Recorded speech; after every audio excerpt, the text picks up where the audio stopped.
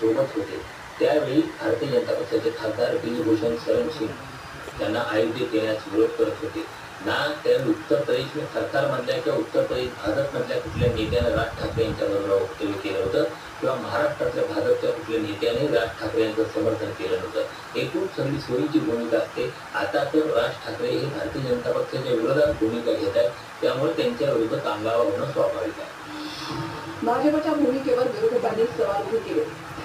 भाजपनं 1ली ते 5वी पर्यंत हिंदीचा विषय सक्तीचा केला। टीकेनंतर हिंदीला पर्याय केलं मात्र त्यासाठी 20 विद्यार्थ्यांच्या शिफारशीची अटही ठेवली। यावरून आम्ही हिंदीची सक्ती केली नसल्याचा दावा सरकारनं केला। मात्र मराठी प्रेमींसह ठाकरेंनी आंदोलनाचा इशारा दिल्यानं सरकारनं एक पाऊल मागे